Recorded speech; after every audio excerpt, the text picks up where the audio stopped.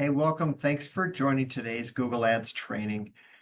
If you know anything about Google Ads, you know it's a very important marketing aspect to your business. If you're new to Google Ads and you've never done it before, you've been told to do it to grow your business, it's a great opportunity for you to learn some of the ins and outs of Google Ads. If you've been using it and you've kind of just been trusting your marketing agency to do a good job, but you kind of want to know more specifically how it works, this also is an outstanding opportunity for you to just learn more and get under the hood and learn more of the ins and outs. Specifically, what we're going to be talking about is just the smart way to approach Google Ads, avoid wasted costs, and why PPC is really the fastest way to scale and to get high quality leads. We want to look at what a successful waterproofing campaign could look like, and happy to share secrets building campaigns. I've been in this Google Ads space for something like 14 years, even before the Google Ads partnership came out.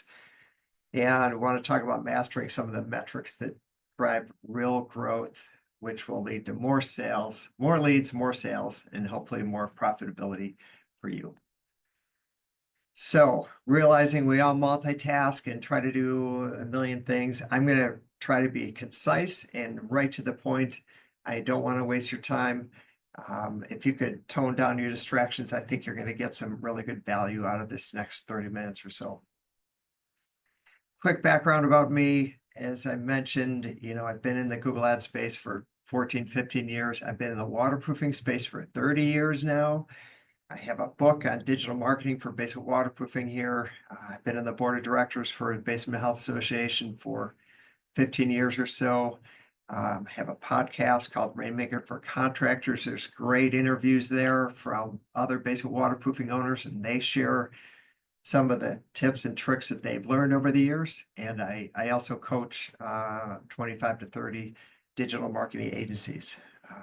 So a little background, a lot of experience that I can share with you. This agency here, we specialize in only working with basic waterproofing and foundation repair folks. As you can imagine, as our entire team of about 12 or so people, we're all working to fine tune and master our campaigns just for basic waterproofing foundation repair. And that's really the number one reason why people move their digital marketing dollars over to us in the space, because they say, boy, I'm kind of sick and tired of trying to coach my agency, like the ins and outs of our industry. And, you guys specialize in this. So we take a lot of pride into that. Hey, stay to the end. And I want to offer you a thorough one-on-one consultation on how to get more out of your Google Ads campaigns. So here we go. The foundation of Google Ads success. Before you spend any money, you really need to understand this. It's a super competitive space, as you may know. There's some really large companies that throw a lot of money at Google Ads. Most of your competition is using Google Ads. It is, if you're kind of like kind of a laid back company, and you maybe even you're a distracted owner, and you're not paying attention to how important it is to follow up leads immediately, I would say, paying for leads like this isn't a great idea. In today's competitive world, speed to lead is absolutely critical. And even, 10 to 15 minutes can be too long, because as you know, customers have choices, and you wait 10 to 15 minutes, they might have already talked to a couple other waterproofers. So your follow-up process to all leads is absolutely critical. And then when you're spending money on Google Ads, and let's say you've kind of mastered your speed to lead idea, and you get people on the schedule right away, you really need strong sales reps, because you can't afford to have weak presentations when you're fighting for these leads. So strong follow-up, strong sales is absolutely critical. Be aware that Google's just ginormous company, and they are masters at sucking money off your credit card. right? I mean, that's how they, 90% of their income is from this pay-per-click kind of world, advertising. So we want to show you how to prevent spending extra money and really optimizing your account and getting the most out of it. So how does pay-per-click fit into your marketing? In the smaller companies, they start with a website and then they go to, they have every company needs to have this, a Google Business Profile. Some people might dabble with Angie because you can kind of spend a little money, and then some will, on occasion, we'll get a call, like, if we want to try Google Ads, we have a really limited budget. We typically say you should start with a budget of about 2,500. It's hard to compete if you don't have that much money when some folks are spending $10,000 to $20,000 a month. But pay-per-click is, it really allows you to narrow in on exactly what side of your business that you want to promote and even where. And, when I owned my waterproofing company, one of the things I did is I did a lot of mailers. But when you're signing for a mailer company, like I drop 9 to 10 million mailers per year, homeowners only. But that was also a year-long contract. With Google Ads, you can adjust your budget, you can pause things. There's a lot of flexibility. So it's definitely one of the advantages of it. But with Google Ads, you can have instant visibility. We could turn on a campaign and Google will approve it typically within 24 hours and your ads could be shown. Like, that's really powerful versus search engine optimization. That's going to take a little bit longer, of course. You can have that visibility for the exact keywords that you're wanting to show for that relate to your specific business, or that may even highlight the advantages of your company over your competition. And the other thing that I really like about Google Ads is it does pull in high intent customers. People are looking for a fix. They're not just Googling, my basement is wet because they're bored. These are people with an issue and they want to get it fixed. So these are really high intent customers. All right, so 6 mistakes that burn through your budget. Really need to pay attention to this. And we've seen it over and over again. So the account structure is too complicated to manage. We've taken over many Google Ad accounts over the years. Oftentimes the bigger company where the account came from, the more complexity, and you could tell they set it up and they left it. And you could just go to their, the search history, the change history, and you could see what kind of changes were done. And it's just so complicated that they wouldn't even know what to do with it if they were to optimize it. So how you set up an account is very important. There are sort of ins and outs and complexity in the basement waterproofing industry, like understanding certain words, what they mean, how they relate to the industry, what the shopper is thinking when they use certain words. A third common mistake that's going to burn through budgets is, and we're going to cover this several times, is putting all of your services into one ad group. One of the keys to Google Ads is a lot of intricacy, but structured in a way that's clean and manageable. And I'll explain that. I'll unpack that one a little bit more. Here's a common one: not using landing pages, just kind of sending everything to the homepage. And that could be really frustrating to customers. So maybe they're looking for egress window fix or something, and then they're sent to this homepage and they're scratching their head, and this company is kind of talking about basic waterproofing, and they can't even find where to get more information from for egress windows, and that's not going to convert well. Number 5, maybe your Google Ads are going to a landing page, but the landing page has not been optimized. It's not been tested. There's several components to a good landing page that you want, and then even then you should test it to make sure that it's going to convert really well.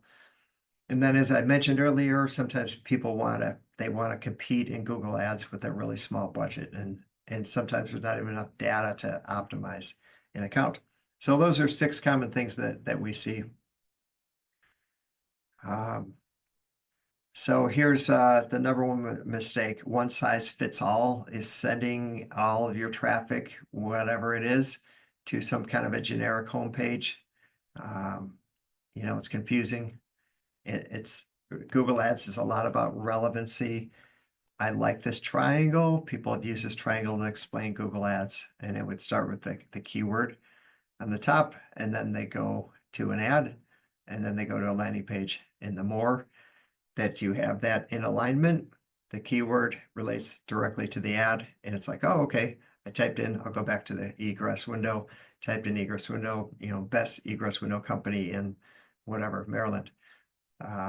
Egress windows, the ad's all about egress windows, then they go to a landing page, and then it's all about why their egress windows are amazing, with an easy way to opt in to get a lead or schedule an appointment.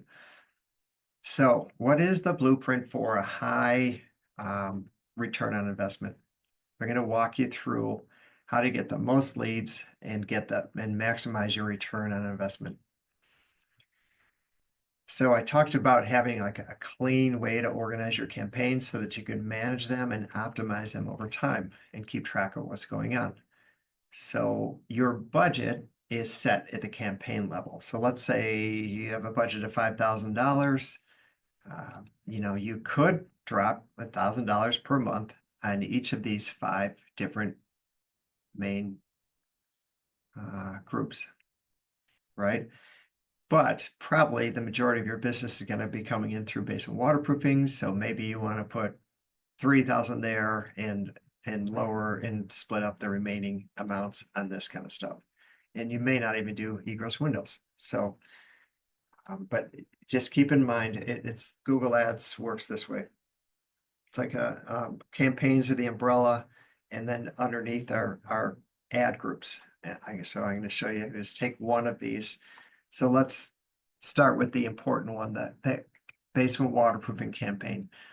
Under that campaign, you could have many, many, many ad groups. And within each ad group, under the ad groups, you're going to want keywords. So I talked about having the keyword and the ad have alignment. So if these are your ad groups under basement waterproofing, you're going to want all your keywords under this basement waterproofing ad group in relation to basement waterproofing keywords. Like they're going to sound really similar. And you might, your initial response to what I'm saying is like, why aren't all the words kind of similar? Like they're all kind of basement waterproofing words. Like, what does it really matter? But the more granular that you could think, the more you could think more like almost like a computer. So the more, if you have an ad group like basement wall waterproofing, so the more ways you can flip around the phrase basement wall waterproofing, the more of those keywords you want inside this ad group. And again, it's this really, really granular, detail-oriented kind of stuff. And the tighter you can get this stuff, the better it's going to work. Here's an example. So the ad group is wet basement.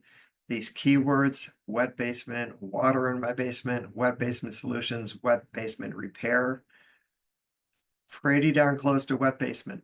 So wet basement keywords, wet basement ad, wet basement landing page.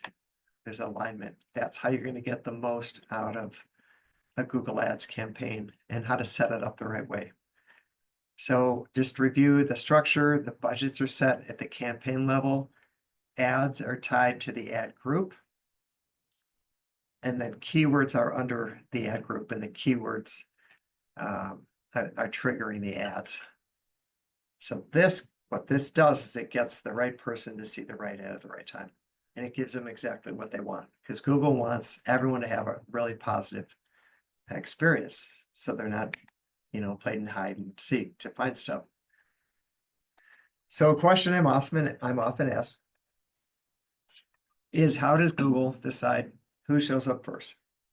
It's not the highest bidder. You would think it might be. And I think some smaller companies are a little bit intimidated by the big budget companies. And they're like, oh, I don't have the money to compete. Like they just throw, 10 times more money than I have, and I can't compete with that. But that's not how Google plays. Um, Google has this ad rank system, which I'm going to give you a simple version of how it works, but I think it's going to be very understandable and it's going to make sense. This is really how Google took over Yahoo back in the day with relevancy and with this system. So your ad rank is your bid multiplier. It relates to a quality score. Every ad is going to have a quality score of 1 to 10. And the higher the quality score, the more it helps you. So if you're bidding $8 and you have a $8 on an ad and you have a quality score of 10, that's going to be, let's say, 80 points. Let's say you someone outbids you and they bid $10 for the keyword and ad, and that has a quality score of 7. Now, although someone else threw more money at it, that $10 times 7 is going to equal 70 points, where your $8 times 10 is 80 points. So you're going to show up higher, yet you're giving less money. Pretty simple, pretty clean, not hard to understand, but that's basically how it works. So what are the key factors to get a higher quality score? Because that's how you win with Google Ads. It's one of the ways that you win anyway. It's keyword relevance. So match your keywords to your ad. It should all be the same. So keyword, ad, landing page.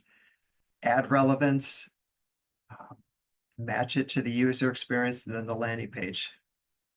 So when you get all these three in alignment, it really helps. The one that's not listed here, which you can't just create yourself, that's your historical click-through rate. So when Google knows your account has a high historical click-through rate, they will tend to give that account credit for that. And that does relate to the quality score. That's harder to fix. It takes time. It takes time to manage the account well and get a great performance. So that's quality score. That's how you kind of game the Google Ads system.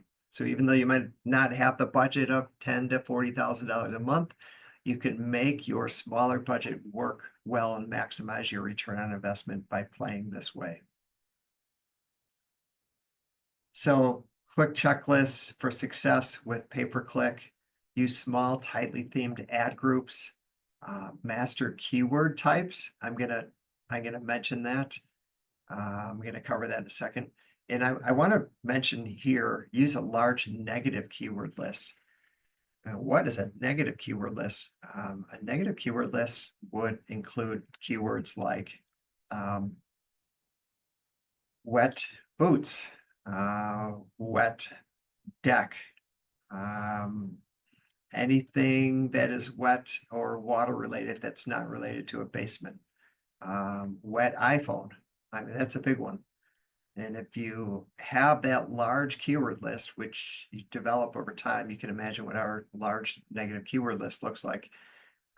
When someone's typing that in, now you don't have to risk that your ad is going to show for wrong reasons. So that's what a negative keyword list is. Third item here is write compelling ads. You know, with AI, you can create lots and lots of ads, and then you can figure out what ads is going to perform the best for you. There's a way for your ad and your Google assets to kind of take up more space. And that's very similar to that grocery store model. When you see companies like Coca-Cola have, you know, Coca-Cola, Diet Coke, Cherry Coke, 0-calorie Coke. And what they're doing is they're taking up shelf space. And you're walking down the soda pop aisle and you see like 8 different types of the same company's brand. That's kind of what you're doing when you can take up more space in it. It shows up more. People are going to see you. We talked about using high converting dedicated landing pages. That's very important. And then, you know, you need to test and tweak and optimize. And, you know, for us, just because something works really well in one market, it doesn't always mean it's going to work in another market. So regardless of the account, we have to be tweaking and optimizing.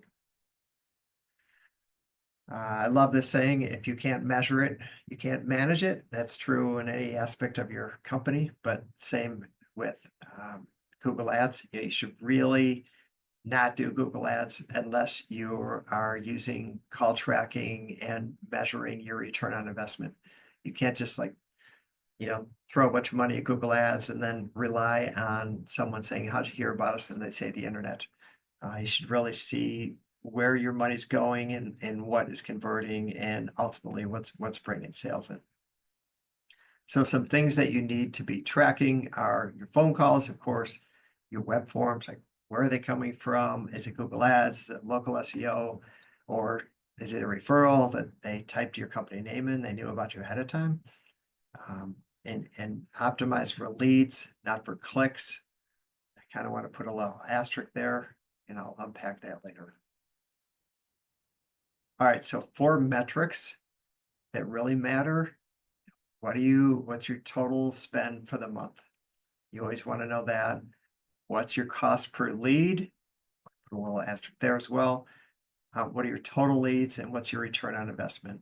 Measuring your return on investment is going to require you to know what sales were brought in from your Google Ads. So you need to keep track of that stuff. Now, if you keep track of that, you're going to get a really good feel for, is this working?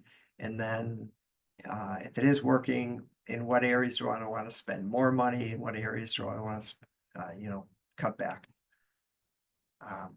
Always be working with a dashboard so that you can see these kind of things. You want visibility 24/7, not just when you get some kind of, emailed monthly report that doesn't make sense to you.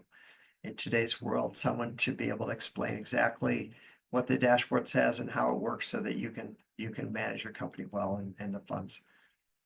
All right, so there are a few different types of campaigns inside Google Ads.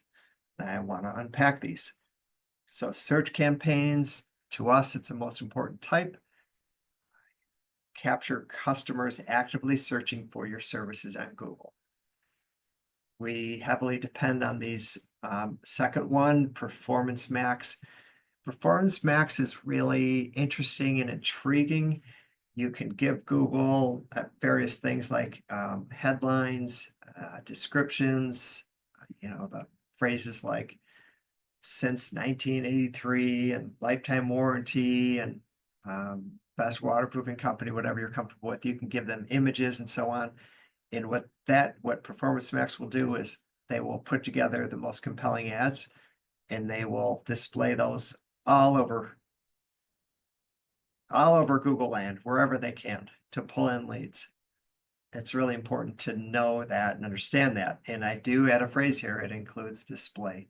What's a little bit different about Performance Max leads is Google can pull in leads and then you're looking at your account and you're saying, oh, well, they did their job. They got me leads. But the thing is that they might not be as of high intent customers because they got pulled in through display. So when you're checking your scores on ESPN and you see a waterproofing ad, your intent wasn't super high. Maybe there was some picture in there and maybe it was, the 10th item on your to-do list to someday get a bid on your waterproofing. You didn't even take the time to pull up a new tab and type in, basement waterproofing contractor. You just saw some ads. So your intent might not be as high as someone who has it high in the list saying like, hey, I need to get some estimates to fix my basement. So that's something to be aware of in relation to Performance Max. Demand gen is something a little bit new that Google is introducing. And I think the best way to explain this is it's sort of like a movie trailer. When the movie hasn't come out yet, it helps support awareness and interest. Movie trailer, you see it, you're like, oh, that's cool, that's really good. I want to see that when that movie comes out, and then it's in your head, and then what it does is it's a supporting ad for your other campaigns. And then display and video, best for building brand awareness. So when clients have larger budgets, and they want branding on the internet, we lean into these. Now, we like Search Campaign because we're very much a company that we're very much measuring and trying to maximize a return on investment. Something you should know, though, you do need an additional campaign if you want your ad to show up in the Google Maps section where the Google business profiles are. You'll notice on there, the first section, where there's a map on the right and the three companies on top of that, there's going to be a Google Ads account. And then if you go under the map where it says more businesses and you click that, and then almost the whole page is a map. And then the whole column on the far left is all your competitors. The first two listed there are going to be ads. And the only way to get those ads to show up is you have to do something outside of search campaigns. So those in a nutshell, I don't want to go into too many more details and lose you in the weeds, but these are the 4 campaigns that you should be aware of. All right, so campaign strategies in action. A successful account is broken down into logical campaign types to target users at different stages. You have service campaigns, branded campaigns, competitor campaigns, and location campaigns. Now, I might start on the bottom and work my way up. So location campaigns, you're with Google Ads, you're always targeting only the area that you want, but sometimes you want to go after specific cities or specific regions with different ads. Competitor campaigns, you might have a Goliath type of a competitor in your area, and you want your ad to show up when someone's looking for that ad. You might know that they spend a ton of money on billboards and radio and TV, and you want an ad that says something like, don't overpay for basement waterproofing, get a second opinion, best waterproofer in town, something like that. Sometimes it works, sometimes it doesn't. You could test it out. Again, when you have your call tracking and you're measuring everything, you could see what kind of return on investment that you're getting in there.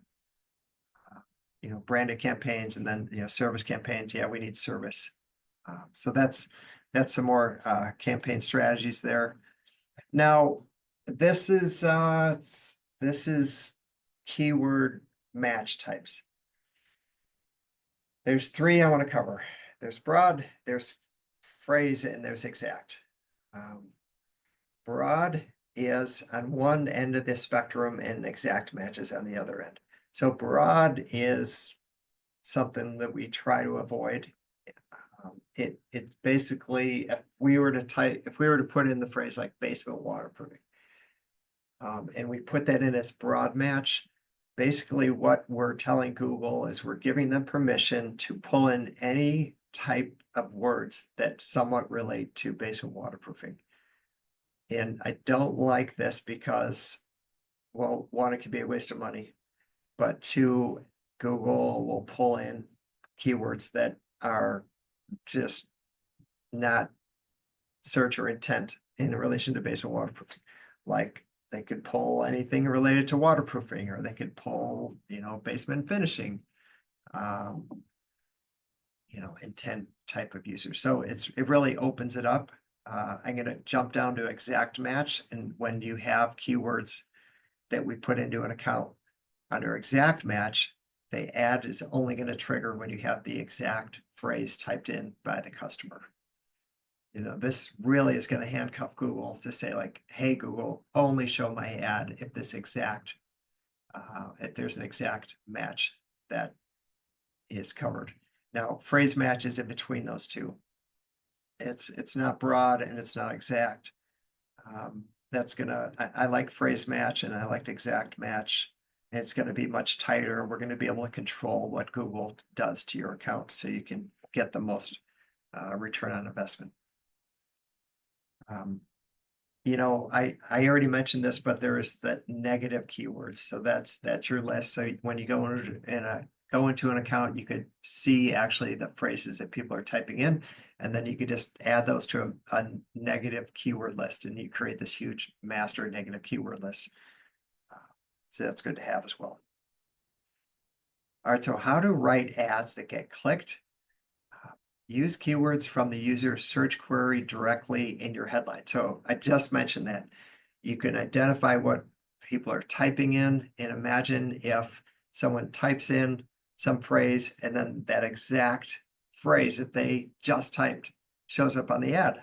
I mean, it's exactly what they wanted, right? So like, how would they not click that ad? It's like, yeah, that's what I want. So you click the ad and then hopefully the landing page is going to reflect that as well. So I try to identify unique selling points that are unique to you, that might stand out, that are different than your competitors. Lifetime warranty, family owned, those are good ones. There's probably a whole bunch of other ones. Always have a strong, clear call to action.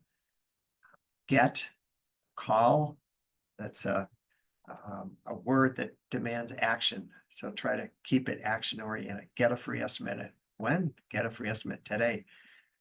Test different headlines and descriptions to see what resonates with customers. All right, examples of high-performing ads. Notice how these ads stand out, use specific locations, powerful benefits like A+ rating. That's a good one. Since 1983, they appear both at standard search results in the map pack. I'm going to skip over that specific example, but look for those unique words to put into an ad and then test them out. All right, so earlier I talked about how to take up more real estate in your ad.